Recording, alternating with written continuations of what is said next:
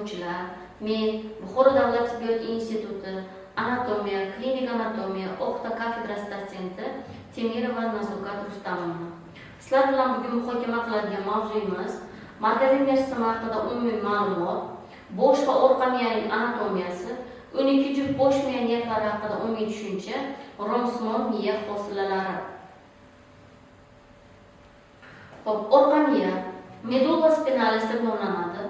Orqa miya umurtqa pog'onasi kanali ichida joylashgan bo'lib, uning o'rtacha uzunligi 43 cm, massasi 30-35 grammni tashkil etadi. Bizga ma'lumki, demak, umurtqa pog'onasida 5 ta qism bo'lardi.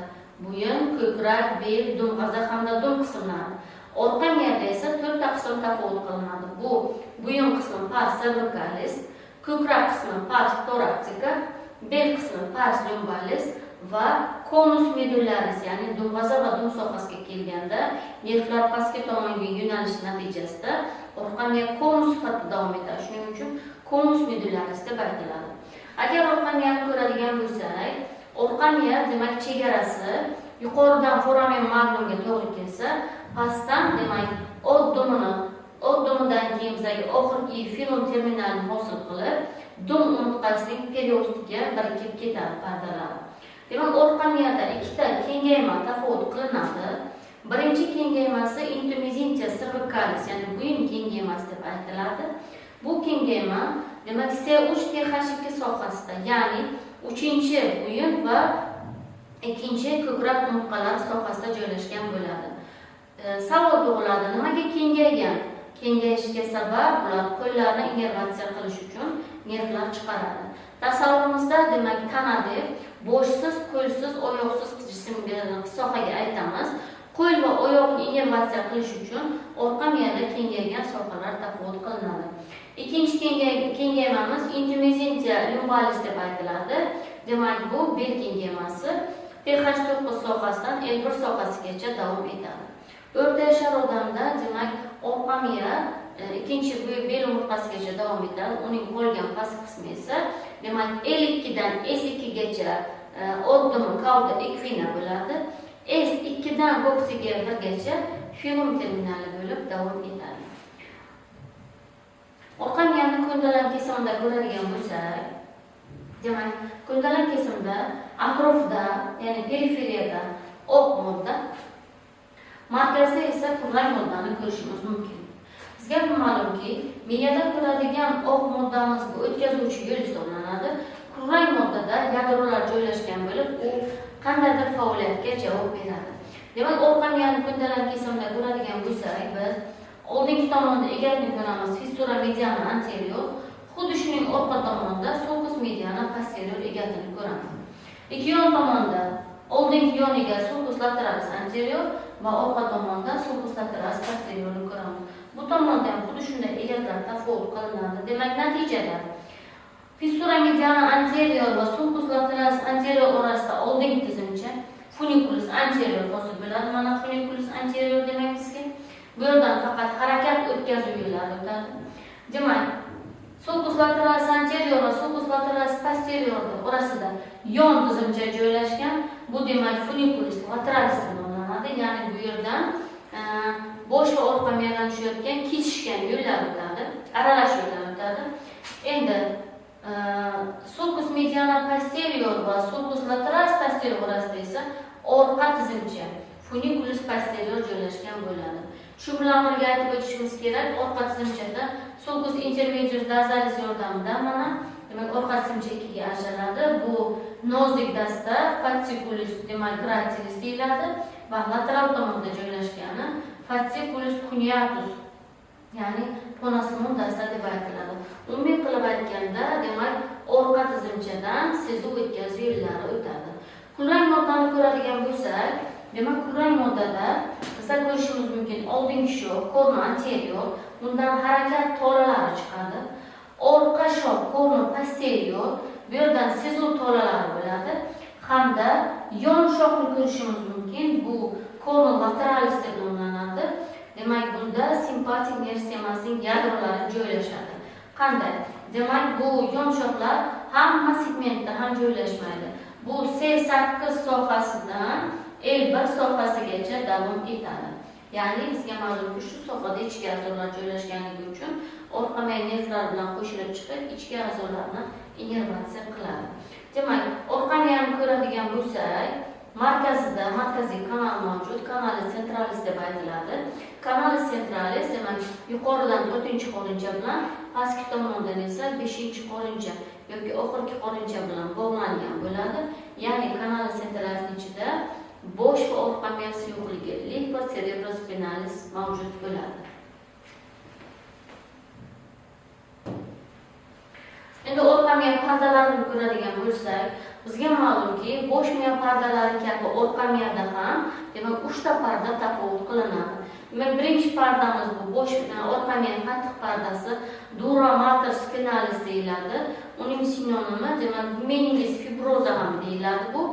İkinci pardamiz demak bu to'rt parda hisoblanadi. Tunika arachnoideya deyiladi yoki meningiz arachnoideya deb aytiladi. Uchinchi pardamiz esa tomirli parda, tunika vaskuloza deb nomlanadi. Demak, qattiq parda bilan perioz orasida, ya'ni suyak ust pardasi orasida epidural bo'shliq bo'ladi. Qattiq parda bilan to'rt parda orasida subdural bo'shliq, to'rt parda bilan yumshoq parda orasida subarachnoidal bo'shliq mavjud bo'ladi. Subarachnoidal bo'shliqda limfos yo'qligi demak mavjud bo'ladi. Xo'p, bosh miya ensefalon deb nomlanadi. Bosh miya ko'radigan bo'lsak, bosh miya ensefalon deb nomlanadi. Demak, bosh miya 3 ta qismdan iborat. Demak, katta yarim sharlar cerebrum, miyacha cerebellum va truncus cerebri miya poyasidan iborat bo'ladi. Har bir yarim sharda 3 ta yuza tafovut qilinadi. Bu mana bu yuzamiz ko'rib turganimiz fascis lateralis cerebri, demak, lateral yuqori yuza hisoblanadi.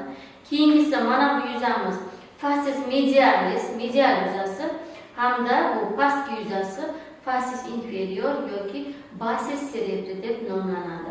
Demak, bu yerda ko'radigan bo'lsak, demak biza sagittal qismda joylashgan bosh miya yarim sharini va unda joylashgan pushtalar egatlarini ko'rishimiz mumkin.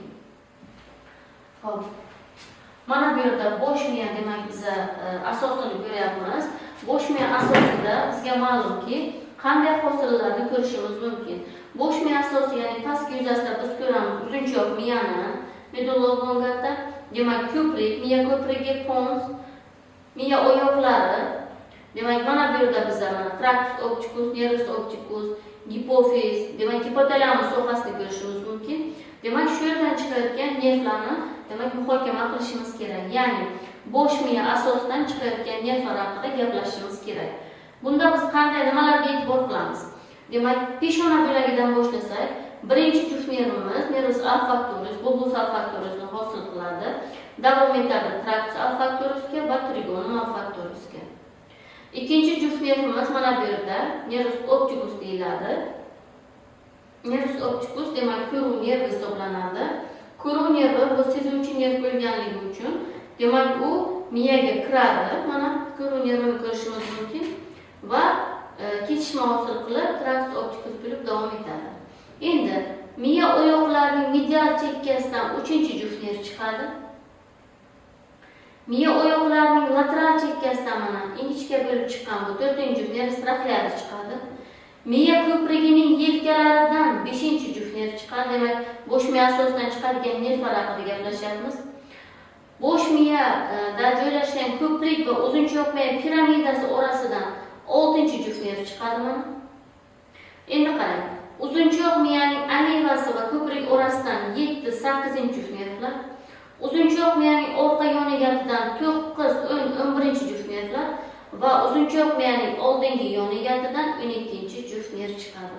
Bular bosh miya asosidan nervlarning chiqishi bo'lib hisoblanadi. Xo'p. Bizga ma'lumki, bosh miya demak rivojlanish etapida pufaklardan iborat bo'ladi. Bu oldingi pufagimiz bo'ladi prozencefalon. Demak, uni o'zi ikkiga bo'linadi. Telencefalon oxirgi miya va diencefalon oraliq miyaga bo'linadi. Buning hosillari haqida to'xtalib o'tamiz. keyingi hosilamiz bo'ladi bu mezencefalon. Mezencefalon demak bu bo'ladi bizga o'rta miya va undan keyingi hosilamiz bo'ladi romsimon miya, romencefalon. Romencefalon o'zi ham ikkiga bo'linadi. Demak, mana ko'k rang bilan turgan uzunchoq miya bu milencefalon deyiladi. Mana bu ko'prik bilan miyacha esa bizga metencefalon, ortqa miya hosilasi hisoblanadi. Demak, uzunchoq miya medulla oblongata deb nomlanib, miya ko'prigi va orqa miya orasida joylashadi. Mana miya ko'prigi va orqa miya orasida joylashadi. Uzunchoq miya milencefalon deyilishiga sabab tashqi tuzilishi orqa miyaga, ichki tuzilishi bosh miyaga o'xshaganligi sabab. Ya'ni hozir yuqorida aytib o'tdik, uzunchoq miya orqa miya egatlarini takrorlaydi. Ya'ni oldingi tomonda fissura mediana anterior, ikki yon tomonda sulcus lateralis anterior, undan orqa tomonda sulcus lateralis posterior hamda ko'radigan bo'lsak, demak undan orqasida nima bo'ladi? Sulcus mediana posterior hamda nozik konasimon dastalarni ko'rishimiz mumkin. Demak, uzunchoq miya oq va kulrang moddadan iborat hisoblanadi. Demak, uzunchoq miyani ko'radigan bo'lsak, mana bu oldingi tizimchi o'rnida joylashgan piramida. Demak, e'tibor qiling, degustatsiya piramida sohasini ko'rishingiz mumkin. Ya'ni bu nima degani? Oq moddadan kelayotgan harakat o'tkazuv yo'llari kesishish xususiyatiga ega, mana kesishadi. Demak, ikki yon tomonda aleva, orqa tomonda nozik va konasimon dastalarni ko'rishimiz mumkin. Bundan xulosa shuki, piramidadan harakat o'tkazuv yo'llari, nozik va konasimon dastalardan sezuv o'tkazuv yo'llari o'tadi. Endi uzunchoq miyada joylashgan kulrang moddalarni ko'radigan bo'lsak, nimalar joylashgan? Bizga ma'lumki, uzunchoq miyaning piramida bilan aleva orasidan 12-chi juft nerv chiqadi. Demak, aleva bilan, ya'ni alevani orqa qismidan chiqadi 9-chi, 10-chi, 11-chi juft nervlar. Bu nervus pulsopharyngeus, nervus vagus, nervus accessorius hamda demak uzunchoq miya alevasi bilan miya ko'prigi orasidan 7-chi, 8-chi juft nervlar chiqadi. Demak, uzunchoq miyani kulrang moddasida biz ko'ramiz 9-chi, 10-chi, 11-chi va 12-chi juft nervning yadrolarini ko'ramiz. Keyingisi yuqori aleva o'zagi nucleus alveoli superiorni ko'rishimiz mumkin hamda retikulyar formatsiyani ko'ramiz. Bundan tashqari shu narsani bilishimiz kerakki, uzunchoq miyada nafas markazi, yurak qon tomir ishini boshqaruvchi markaz, ovqat hazm qilishga aloqador bo'lgan markazlar joylashgan. Shu bilan birga ma'lum bir reflekslar markazi hisoblanadi. Qusish, aksirish, yo'talish hamda demak so'lak ajratish sohalari ham joylashgan bo'ladi. Shuning uchun bu nafas markazining ahamiyati juda ham katta. Uzunchoq miyaga qon qo'yilishi bu og'ir asoratlarga olib keladi. Demak, tibbiyotda kasallarga narkoz qilinganda ham kasallarni og'irligi va bo'yi, yoshi inobatga olinib, narkozlar dozasi tanlanadi operatsiya paytida, ya'ni uzunchoq miyadagi nafas markazi to'xtab qolmasligi uchun. Xo'p. Demak, qarang. Mana bizga 4-chi qo'rincha romsimon miya hosilasi hisoblanadi. Uzunchoq miyaning orqa yuzasi, dolzarb yuzasi 4-chi qo'rinchaning tubini hosil qilishda qatnashadi. Mana bu yerda biz majanda teshigini ham ko'rishimiz mumkin. Mana 4-chi qo'rinchadagi majanda teshigini ham ko'rishimiz mumkin. Xo'p, miyacha cerebellum deb nomlanadi. Miyacha, demak, e'tibor qilsangiz agar, bosh miya ensa bo'lagining ostida joylashgan bo'lib hisoblanadi. Miyachani ikkita yarim shari, hemisfera cerebelli dextra et sinistra va ular orasida joylashgan chuvalchang vernisdan iborat bo'ladi. Demak, miyachaning ko'ndalang uzunligi, ko'ndalang o'lchami 9-12 cm, massasi esa 120-130 grammni tashkil etadi. Demak, miyachani sagital kesimda ko'radigan bo'lsak, bu yerda demak uzunchoq miya, bu tomonda ko'prik ko'ramiz, miya ko'prigini, mana bu uzunchoq miyacha bo'lib hisoblanadi. Bu joyda biz o'rta miya va oraliq miyani ko'rishimiz mumkin. Xo'p, endi miyachada 3 juft oyoqcha tafovut qilinadi. yuqori, o'rta, pastki. Crus cerebellaris superior, crus cerebellaris media, crus cerebellaris inferior. Demak, miyachaning yuqori oyoqchasi o'rta miya bilan bog'lanadi. Buni o'tkazuv yo'llariga yana ta'kidlab o'tamiz. Mana bu yerda miyachaning o'rta oyoqchasi keltirilgan bu miya ko'prigi bilan bog'lanadi hamda pastki oyoqchasi esa uzunchoq miya bilan bog'lanadi. Ya'ni bog'lanib insonda ular koordinatsiyani ta'minlab beradi. Shu bilan birga miyacha o'zaklarini ko'rib chiqishimiz kerak. Demak, qarang, miyacha po'stlog'i kulrang, oq modda bor, ichida kulrang hujayralar yig'ilgan. Miyacha o'zaklari 4 xil. E'tiborlaringizni qaratinglar. Demak, miyacha o'zaklari 4 xil. Demak, birinchisi cho'qqi o'zagi, mana nukleus fastidi deyiladi. Keyingisi sharsimon o'zak, nukleus globosus deb aytiladi. Po'kaksimon o'zak, nukleus emboliformis va tishsimon o'zak, nukleus dentatus bo'lib hisoblanadi. Demak, bu o'zaklar mana shu oyoqchalardan kelgan impulslar yordamida insonda koordinatsiyani ta'minlab beradi. Mana shu yerda miyachada joylashgan hayot daraxtini ko'rishingiz mumkin. Arbor vitae deb nomlanadi. Ya'ni bo'sh miya oq moddasining ichiga kulrang moddaning o'sib kirishi xuddi daraxtday turibdi. Bu hayot daraxtini eslatadi. Xo'p, bo'sh miya ko'prigi. Demak, mana bo'sh miya ko'prigi pons deyiladi va mualliflik bo'yicha varrolik ko'prigi deyiladi. Bo'sh miya ko'prigi uzunchoq miya va o'rta miya orasida joylashgan bo'lib, nomiga yarasha, demak, ko'prik o'tkazish vazifasini bajaradi. Demak, uning bo'ylamasiga joylashgan tolalari orqa miyadan kelgan impulsni bo'sh miyaga o'tkazib bersa, ko'ndalang joylashgan tolalari miyachaning o'rta oyoqchasi sifatida davom etib, miyacha bilan bog'lanadi va trakt cortico-pontocerebellaris yo'lini hosil qiladi. Demak, bu oq moddasi ko'prikda joylashgan kulrang moddalarni ko'radigan bo'lsak, unda 5-chi, 6-chi, 7-chi, 8-chi juft nervlarning yadrolarini ko'ramiz. Demak, ularning yadrolari bir nechta. Bundan tashqari ko'prikning xususiy yadrolarini ko'ramiz va shu bilan birga yuqori aleva o'zagi, nukleus alveolis superiorni ko'ramiz. Ko'prikda ikkita yuzda tafovut qilinadi. Demak, ko'prigimizda ikkita yuzda tafovut qilinadi. Ventral va dorsal. Ventral yuzasida sulcus basilaris joylashgan bo'lib, bu yerdan arteria basilaris o'tadi. Dorsal yuzasi esa mana e'tibor qilinglar. Dorsal yuzasi esa mana ko'prigimiz 4-qo'rinchaning tubini hosil qilishda qatnashadi. Xo'p, 4-qo'rincha ventriculus quartus deb nomlanadi. Mana, demak, bu romsimon miya hosilasi bo'lib, uning tubi hamda tomi tafovut qilinadi. Tubini uzunchoq miya va miya ko'prigining orqa yuzasi, dorsal yuzasi hosil qilsa, tomini miyachaning yuqori va pastki yelkanlari, velomedullari superior inferior hosil qiladi. 4-qo'rincha silviy suv yo'li orqali 3-qo'rincha bilan bog'lansa, o'zida joylashgan maxsus aperturalar, apertura mediana ventriculi quarta yordamida orqa miya bilan, lateral teshiklar orqali esa bosh va orqa miyaning subarachnoidal bo'shliqlari bilan bog'lanadi. Demak, 4-qo'rincha ventriculus quartus deb nomlanadi. 4-qo'rinchani agar chizma holida chizadigan bo'lsak, demak, rom shakliga o'xshab chiziladi.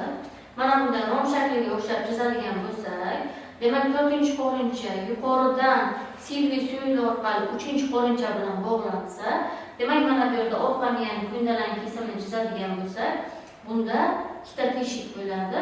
Xo'p, mana bu teshigi avtor bo'yicha lyushka teshigi deyiladi. Latincha nomi apertura lateralis ventriculus quarta deb nomlanadi. Mana bu turgan teshigi esa bu Majandi teshigi deyiladi. Apertura mediana ventriculus lateralis deb nomlanadi. Ventriculus quartus deb nomlanadi. Demak, Majandi teshigi orqali orqa miyaning kanali centralis bilan bog'lanib, bu demak oxiri keladi orqa miyadagi 5-qo'rincha yoki oxirgi qo'rinchaga. Mana bu teshiklar orqali esa bosh va orqa miyaning subarachnoidal bo'shliqlariga bog'lanadi. Ushbu slaydimizda biz uzunchoq miya va ko'prikning orqa yuzasida joylashgan 4-qo'rinchani ko'rishimiz mumkin. Demak, mana bu yerda plexus chorioideus mavjud bo'lib, bu limfa suyuqligini ishlab chiqarishda katta amaliy ahamiyatga ega. Mana ko'radigan bo'lsak, demak, mana bu teshigimizning nomi, demak, apertura mediana ventriculus quarta deb nomlanadi. Bu 4-qo'ronchaning tomida joylashgan bo'lib, bu teshik bilan, demak, orqa miya bilan bog'lanadi. Agar e'tibor qiladigan bo'lsak, mana orqa tomonda biz uzunchoq miya hosilalari bo'lgan, uzunchoq miya hosilalari bo'lgan nozik, mana fasciculus gratilis va tonasimon dasta fasciculus cuneatusni ko'rishimiz mumkin. Mana bu chiqqan joyi obyx, ya'ni uchlik joy deb aytiladi. Mana bularni ko'rishimiz mumkin. Bu sezuv o'tkazuv yo'llarining asosiy qismi bo'lib hisoblanadi.